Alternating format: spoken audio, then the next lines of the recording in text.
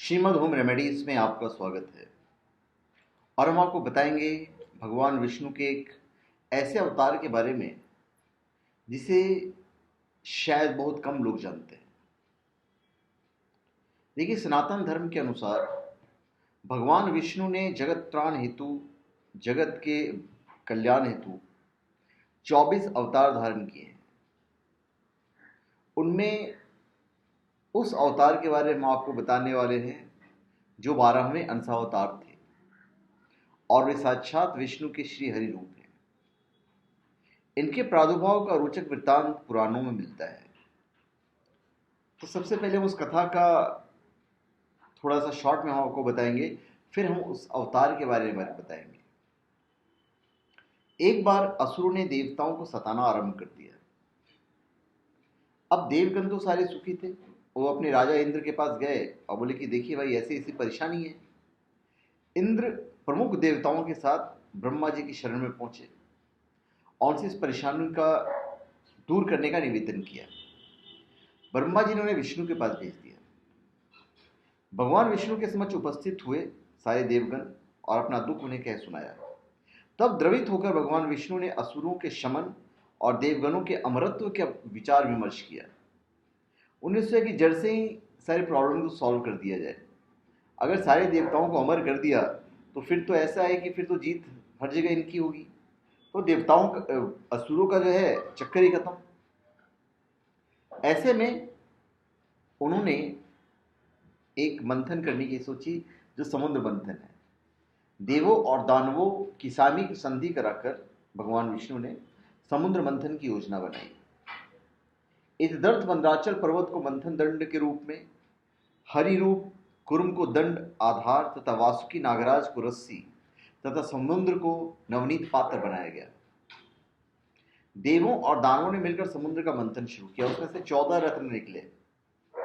लक्ष्मी, कौस्तुभमणि, कल्प वृक्ष, मदिरा, अमृत कलशधारी, धन्वंतरी, अप्सरा, उच्चश्रवा नामक घोड़ा, विष्णु का धनुष, 5 जान्य, शंख, विष, कामधेनु, चंद्रमा और ऐरावत हाथी।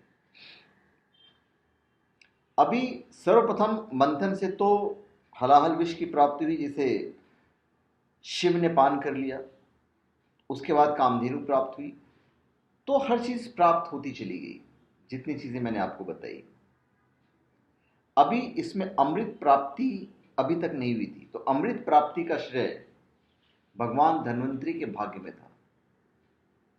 अतः इस बार अमर अवतरित भगवान धन्वंतरी प्रकट हुए और यही हमारे विष्णु के 12वें अंश अवतार थे, जिनके बारे में बहुत कम लोग जानते हैं। धन्वंतरी के बारे में लोगों ने सुना होगा, बहुत कम लोग जानते हैं कि 12वें अवतार हैं भगवान विष्णु के। और जब वो आए तो उनके जो पर्सनैलिटी थी वो थी नई, बादलों की कांति वाले, कमल के समान नयन, कंबू जैसे गर्दन वाले विशाल वृक्ष, जानु तक लंबे हाथ, चीर युवा, पीतांबर धारण करने वाले, मकराकृति कुंडल धारण करने वाले, और वेद शास्त्र, वनस्पति, औषधि तथा अमृत हाथ में लिए, रत्न आभूषण एवं वन माला धारण किए भगवान धन्वंतरी का सुंदर रूप विश्व को लुभा रहा था। जब वो प्रकट हुए, वे आयुर्वेद के प्रवर्तक, इंद्र के समान पराक्रमी एवं यज्ञानश भोजी थे। अभी अमृत का कलश भगवान धन्वंतरी के हाथों में देखते हैं देव और दानव बड़े प्रसन्न हुए और दानवों ने झपट लिया।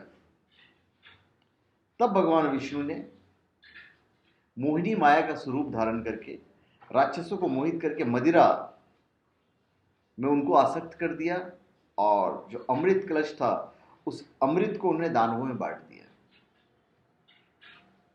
अभी गरुड़ पुराण में भगवान धन्वंतरी के व्रत की कथा भी है, वर्णन भी आया है। अभी अभी इनका अवतार कैसे हुआ?